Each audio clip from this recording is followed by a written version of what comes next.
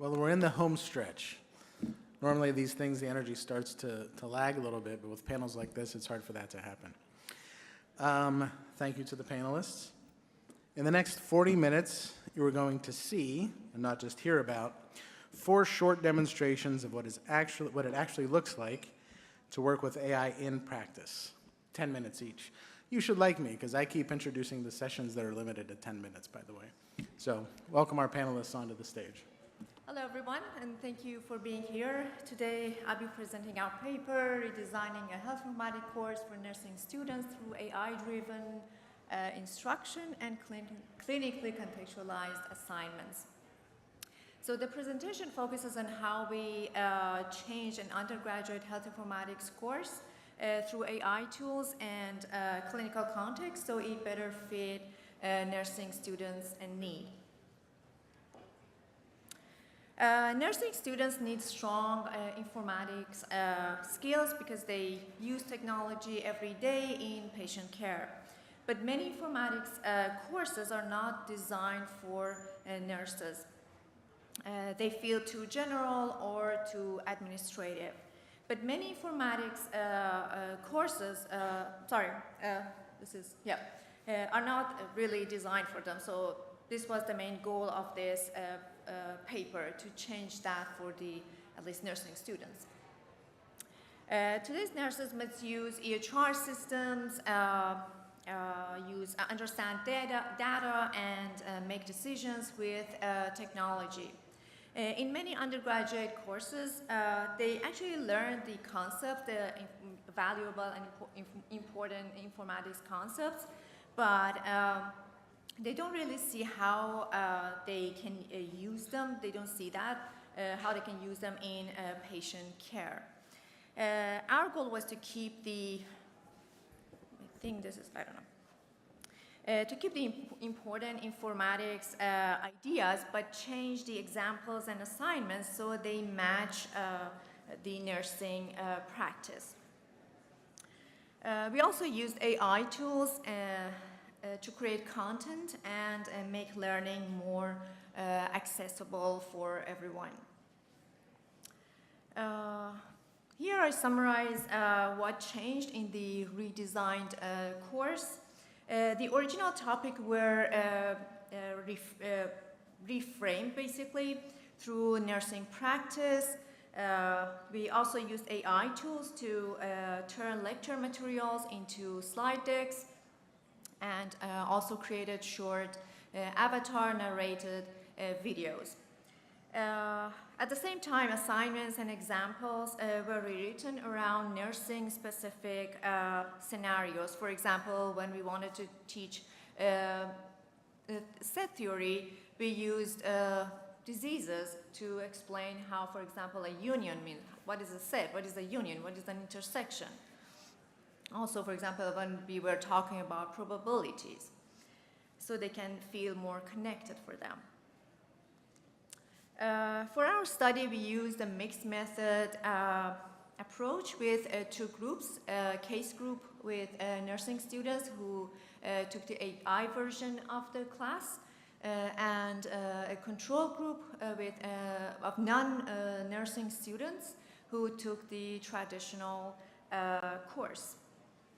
Both groups got the same exam on the first day of the class and also at the end. The first day exam was as a pre-test, and the last at the end of the semester that was as a post-test. So we wanted to compare basically measure the level of learning gain for those students. In the final week, we also gave the nursing students a 12-question survey with both quantitative and qualitative questions. The survey results show that students really liked AI-driven changes. They valued the structure, clarity, and also the self-paced nature of the AI-generated materials. The qualitative results also support the trends that we saw in the quantitative part. Students like being able to rewatch difficult sections, learn at their own speed, and watch clear AI-generated videos. So they value the clarity a lot. However, nearly 40% of the students still prefer the traditional lectures because they felt more energetic and natural. 8 students were neutral or preferred like a hybrid version.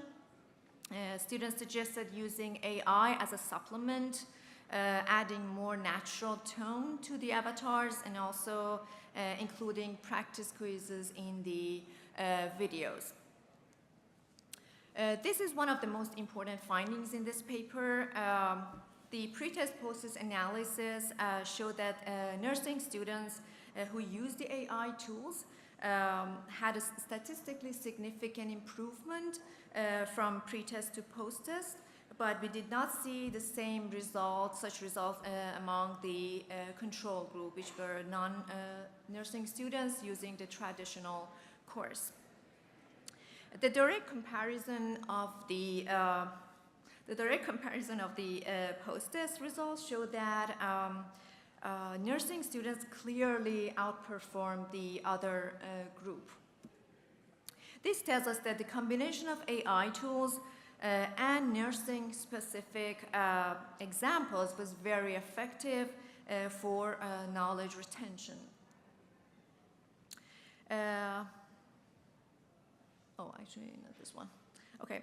Like any educational study, this study also had some limitations. The survey was voluntary and self-reported. The sample size was small, and students came from only one single institution. Students also noted that the AI narration sometimes sounded robotic and unnatural.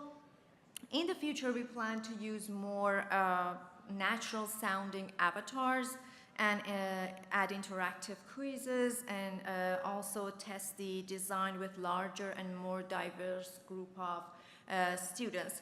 We're also planning to include AI tutors in the course, and hope to explore also a hybrid models that combine AI tools with live interaction.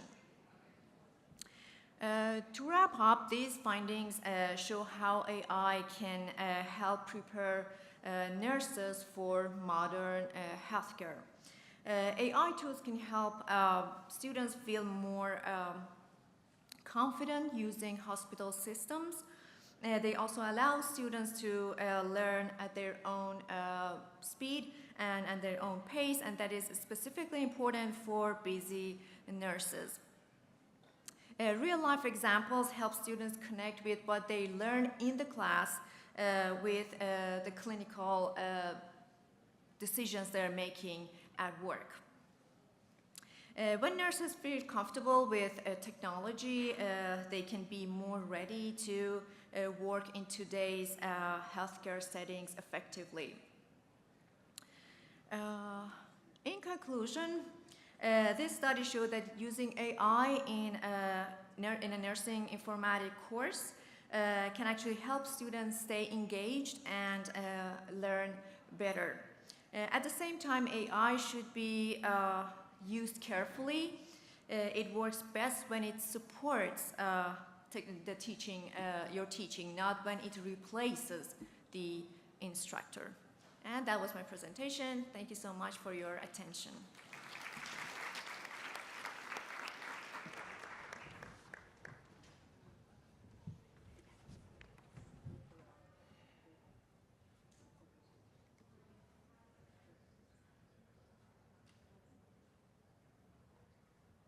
Waiting for slides.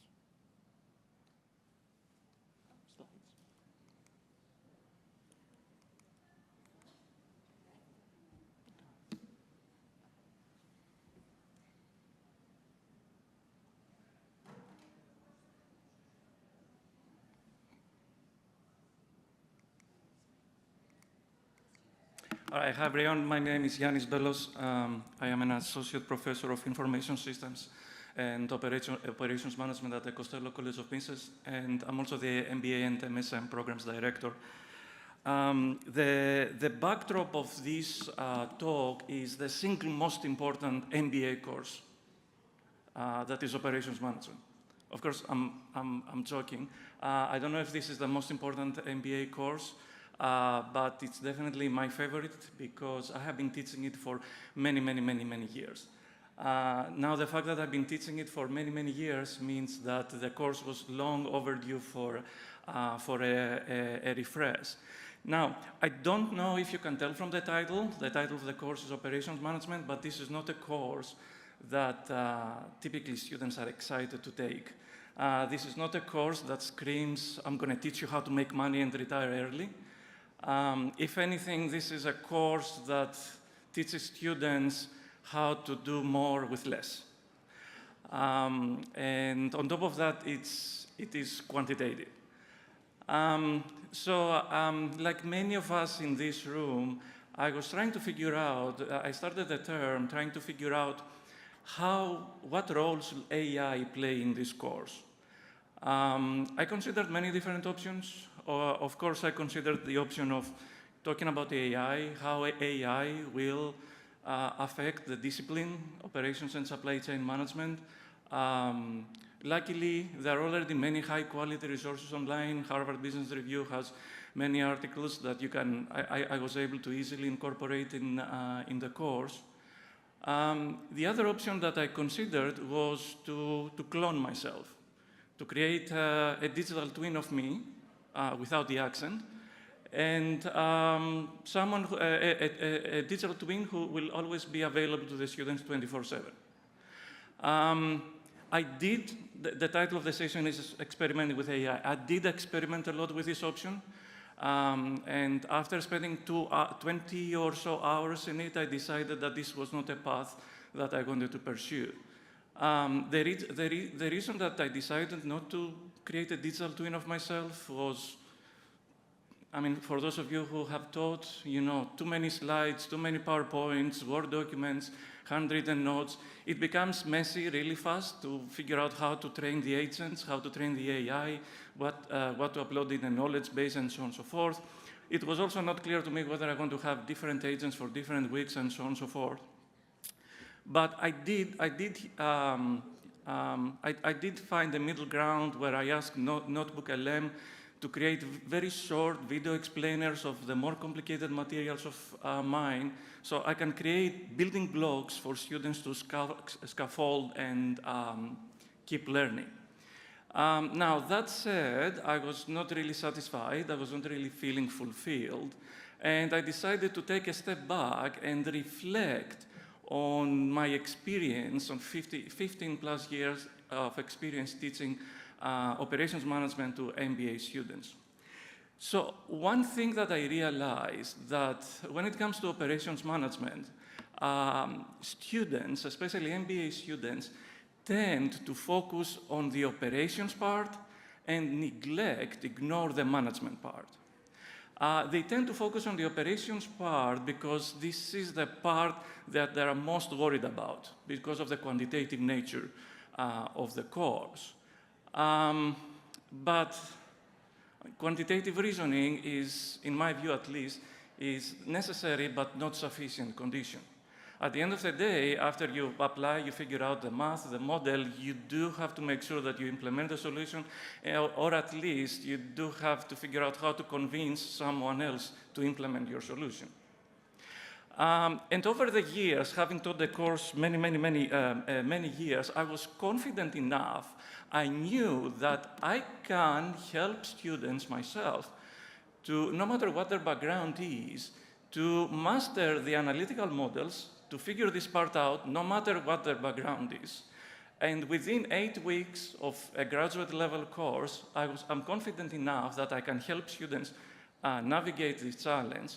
The issue is, after 8 weeks, I don't know what's going on. I don't know whether they will be able to apply the solution. And, we all know that it takes 24 hours since a student submits their final exam to erase formulas and things that they learned during the course, right? And move on to the next challenging topic, and so on and so forth. So my challenge here was like, I was trying to figure out how can I sharpen those skills, the managerial skills. And I'm a mechanical engineer by training, so I know a lot about friction. So I figured that friction is a good way to sharpen skills. And since, again, existential kind of reflection moment, how do I incorporate AI? I really thought that AI could be a good partner here. AI could provide this friction to help me, help the students sharpen those managerial skills. So what I was thinking, I started thinking, okay, can I create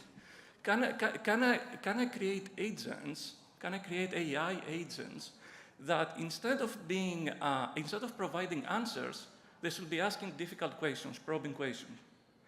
Can I create AI agents that instead of being helpful, they should antagonize productively, Socratically, the students and challenge their own thinking?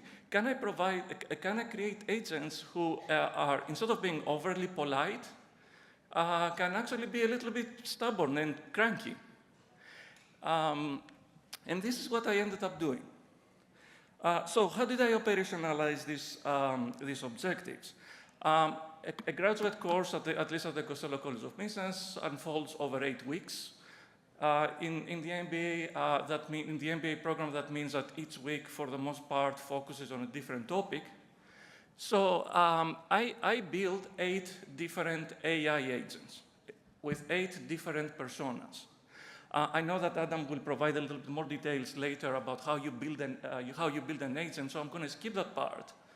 But what I did, I created 8 different personas. For the most part, managers, business owners who are time pressured, stubborn, they have no tolerance for nonsense. But those agents, they were all about to make some questionable managerial business decisions. And this is where I ask my students to intervene. I ask them that every week, you will try to convince the agent to not make that decision they're about to make. But I instructed the agents that you're going to be pushing back. When the student offers you an argument based on their understanding of the materials that we cover that week, you will be very constructively, you will be pushing back. So you will always try to identify the weakest link in the student's argument. I also told the students that the agents will, not may, will hallucinate, that the conversation may go places, may drift. And I told the students that to some extent it is your responsibility to bring the conversation back on track. This is very intentional because hallucination is not a failure in this context. Hallucination is a learning opportunity, and by asking the students to bring the agent back on track, it puts them in a place of authority. So essentially, in this context, with this model, it is the student who is the expert and not the AI agent. Now, speaking of hallucinations, one thing that I observed really quickly is that many times hallucinations and conversation drifts happen because MBA students resort to their favorite type of talk, which is the MBA type of talk. To give you an example, so earlier I mentioned this persona, Sam, on your top left. So Sam is a business owner. She owns a shop that produces tables, custom-made tables. And Sam was about to make a very expensive decision. She was about to drop $20,000 to buy a new big saw with which she will be able to go from producing 10 tables, cutting 10 tables per day to 20 tables per day. That's exciting, but Sam was not thinking about the rest of the process. Sam was still able to paint only 2 tables per day, meaning that no matter how fancy, big the new saw was, she wouldn't be able to produce more tables per day. So that's what I told my students. Go figure out something's going on with Sam. I think she's about to make her own decision. Figure out how to convince her.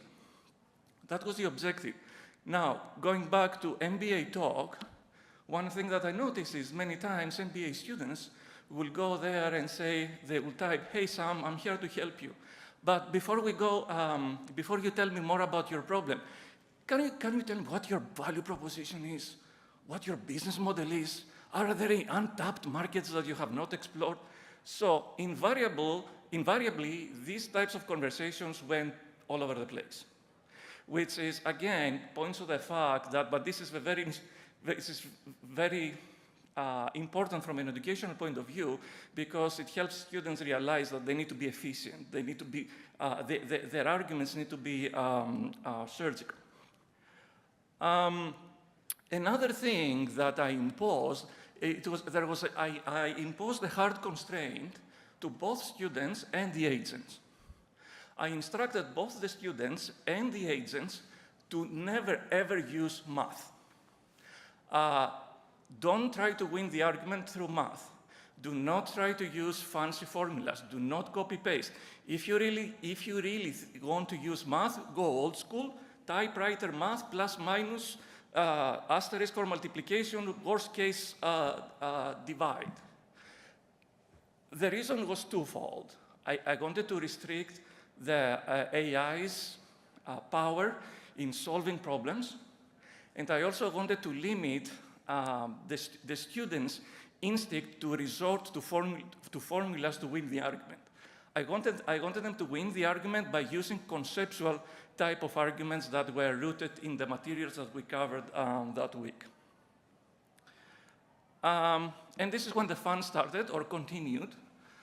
Essentially, every week I ask my students to chat with the different agents and upload the links or transcripts on Canvas. And out of a class of 50, every week there is a handful of students, my power users, early adopters. I'm grateful to them because they upload their transcripts early in the week, and that gives me an incredible opportunity to fine-tune the agent's instructions. I take the transcripts, I evaluate them, and I see where things can go wrong. I go to Gemini, Claude, ChatGPT, all those different tools to refine the instructions that I give the agents based on those transcripts that the students upload. A constant challenge is to, for this type of context at least, make sure that the AI does not try to solve the problem for the student. Now, speaking of multiple models, multiple AI models, one interesting observation that I was able to make was, for the most part, I have built the agents through Patriot AI. Now, as I was building those agents, just for my own curiosity, I was building the equivalent agents in ChatGPT. But at some point around week 2 or week 3, my agents on Patriot AI, there was a glitch and they were no longer operational. So for that week, I told my students, use the ChatGPT versions. Now, the ChatGPT versions were built on the more advanced current models 5.4, whereas the agents that I have built through Patriot AI were based on GPT-4o, I think. So for those 2 weeks, the students had to use the ChatGPT versions. The quality of the conversations were impressive. Most recent models and so on and so forth. The conversations were very smooth. The agents and their students, they were engaging meaningfully and they were learning. Now, when the Patriot AI agents became operational again, I told my students, you can continue using ChatGPT or you can go back to Patriot AI. And again, under the understanding, they had realized that the ChatGPT agents were offering far more superior and smoother conversations. 95% of my students went back to Patriot AI. To me, this indicates that there is a strong element of trust, at least in a high-pressure environment where they have to submit assignments and experiment and so on and so forth. So if there is one takeaway, one thing that I want you to take away from this presentation, you need to start using Patriot AI. You have no excuses after that. But my point here is that the way that I used or envisioned, ended up using AI was not as a tool, but was as an environment that facilitated a Socratic type of learning for our students that with the ultimate objective of challenging their own logic. So AI was not used to, it was used to test logic and not bypass it. Thank you.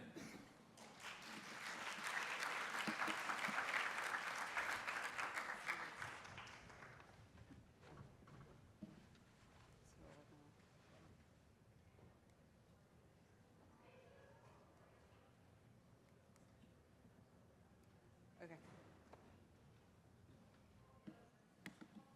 I'll start without the slides in the interest of time. I'm Natalie Foley, and I work for the University Business Consulting team. I'm a senior advisor. And we are here today, we kind of had a tough intro or beginning, but we're talking about running experiments in AI. And that starts for me with why I love running experiments and why they're really helpful to making the unknown more known. That first came to me as a thing, and maybe y'all had this moment too, where you realize how not smart you are. And for me, that was in my MBA, and we were doing a case. So in MBAs, you get a case of like, you're a senior leader at, in this case, Marriott, right? And Hilton's doing XYZ. What are you going to do about that? What's your plan? Here's all the data in the back. And for me, 2 weeks earlier, I went to business school a long time ago. 2 weeks earlier to that class, I'd had a friend for the first time not stay in a hotel when she went to New York, but instead rent out a private room using this brand new startup called Airbnb, right? So here I am learning this case about, I'm Marriott, what do I do about Hilton as a leader? And I'm like, well, what in the heck do I do with Airbnb? Like, am I supposed to respond to that? What do I do as a business leader in terms of being a good steward of time and money against something that's very unknown to me, right? And so for me, this became a journey of, okay, if I move into something totally new, like everything I've heard today in terms of AI, I'm going to run an experiment to try and figure out what that means. And that's how I kind of fell in love with experimentation and ended up actually teaching a class with Giannis on teaching how to run experiments in organizations. Now I'm done with my talk without the slides part, but I'll keep going and we'll see. Oh, good, they're up. Okay. Just because I want to share with you a little bit about, all right, there's what I just said. So when I came to Mason a year ago, I looked for a community where I could run experiments with AI as a way to practice and test and learn with my peers. There wasn't one, so I started it, and Adam joined me in this. And so my way of experimenting was to set up a community of people experimenting at Mason with AI. And you can't see any of this from far away, but we have a great Teams chat. We've been active for about 5 months, and these are all the different experiments your peers are running with them with AI, and they're asking each other for help and feedback in these moments too. So the AI community of practice is both itself a community, obviously in the name, and also an experiment. So it's a little bit of a meta. It's a place to experiment, and the community in and of itself is an experiment. We will iterate and learn as we go. We're specifically designed for non-instructional faculty and staff. There's a lot of good resources at Stearns and other places for instructional faculty and staff, but we welcome everybody.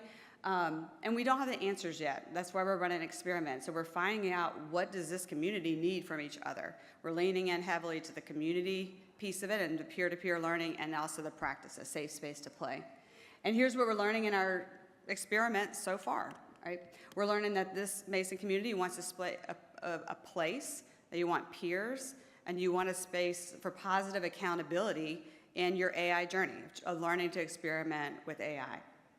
We've also learned that community is a great infrastructure and the conditions for experimentation. It gives you some shared norms of how are we going to play, and a safe place to fail, which came up in one of the earlier panels as well. And it teaches the importance of having a place with just low stakes, right? A low barrier to entry too. So that wraps up my piece of it, but if you want to join our community, you're more than welcome to scan the QR code that'll take you to the team site. And you can join your many other Mason folks who are getting into community and finding a good spot to experiment with AI. Thanks, and Adam's up next.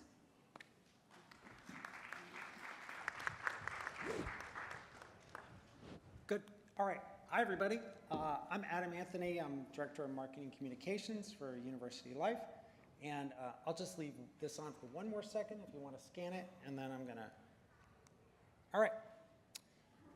So, title of my presentation, Who Loves Performance Reviews? Patriot AI does. So I'd love to see your hand who loves doing performance reviews. Who's with me? Performance reviews. Who loves them? Yeah, that's what I thought. The great news is we now have a tool that does day-to-day routine tasks like performance reviews, like a whole series of other things in repeatable, safe, controlled ways. And so I'm going to show you one way to use this great tool, Patriot AI, to do things. I'm not going to get into performance reviews. I'm going to get into another use case. All right. So what I'm talking about is an agent, building an agent. And there is incredible promise with building agents. I read the other day that Pentagon in 5 weeks, in a non-classified setting, built 100,000 agents. So I don't, the article did not get into details about what they are, but that's an amazing number, and it shows the emphasis of organizations today.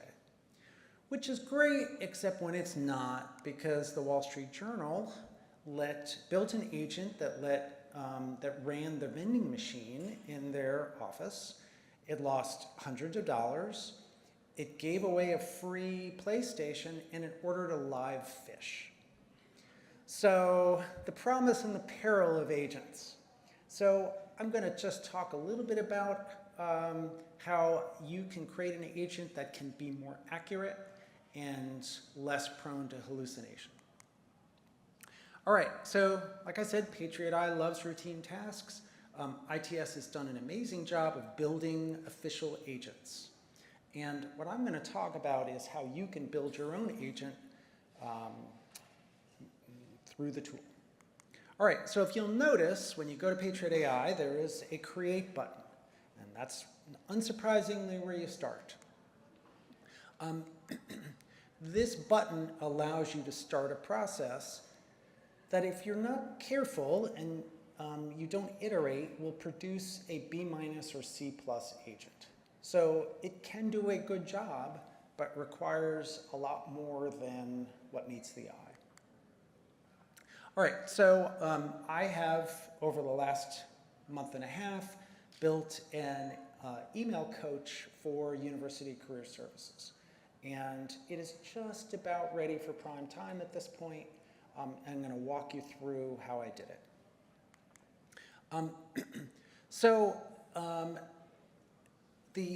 When you get into the agent process, it gives you an opportunity to name it. And then that button right there, the edit button, is a really important and powerful tool. It opens 2 areas to the agent. And I think at this point, you've probably all heard about prompting and prompt engineering. Prompting is 1/3 of the process of creating an agent. It's actually the least powerful and least helpful. The 2 much more important functions are, at least in the Patriot AI, the instructions and the knowledge sources.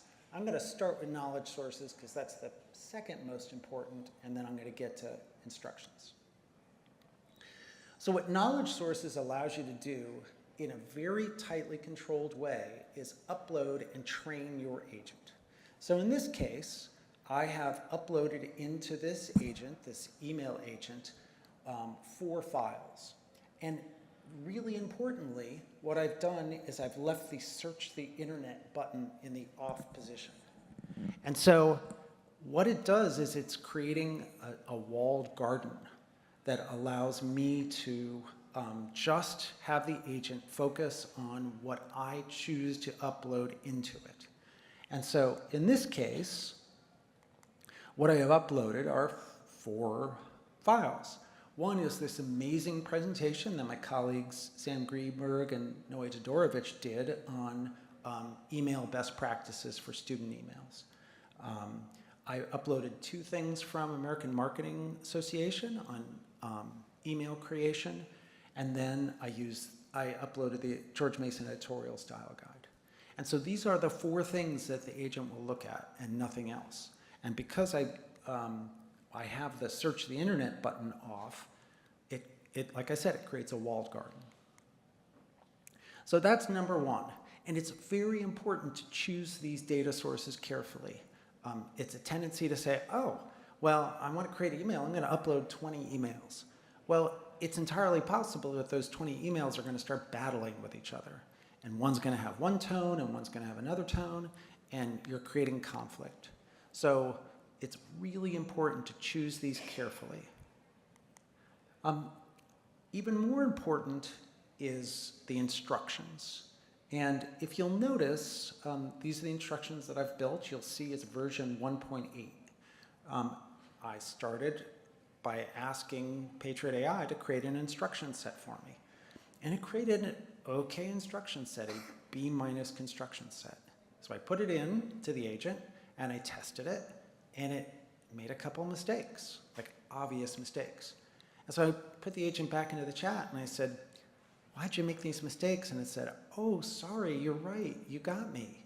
And so I said, all right, correct the mistakes. So I corrected the mistakes. I put it in, version 2, made more mistakes. So that iterative process, there's a term that you can use to correct the mistakes. It's called pressure testing. So I said, pressure test this instruction set, identify the mistakes, correct the mistakes.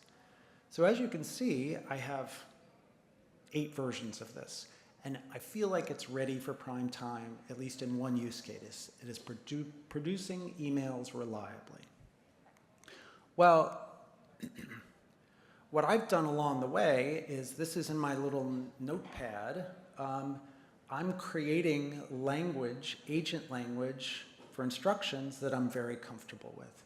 And so I'm almost like a chef, where I'm taking language and loading it into the agent that I know works.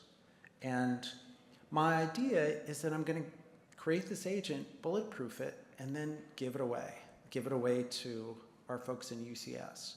And so that people will be able to create emails a very good first draft.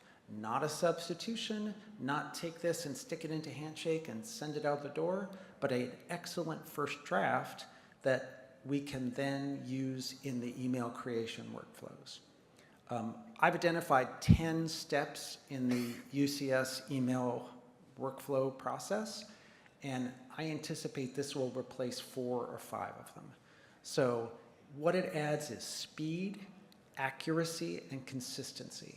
So when I ask it to produce the same type of tone in every email, it reliably goes to what it's been uploaded, and it produces the same tone in every email very consistently. There's much less opportunity for drift and hallucination. So this is the most important instruction, and I use this, and I've created this about 6 months ago, and I've used it in everything I do, non-negotiable instructions. And so this is what tells the agent, don't hallucinate, use Grammarly tone, which I have defined. I have formatting controls, truth standard, do not interpret or infer. Use only clear, explicit truths from provided data or inputs. And that one piece of language has helped so much in terms of preventing drift and hallucination. All right, so super importantly, I didn't just make all of this up. I identified instructions, guidelines from Microsoft. And so if you're interested in this, I recommend, this is a QR code to go to the Microsoft site, and you'll see exactly how they recommend creating instructions. And these are the basis for all the instructions that I have built. And so it gives you a framework to handle it.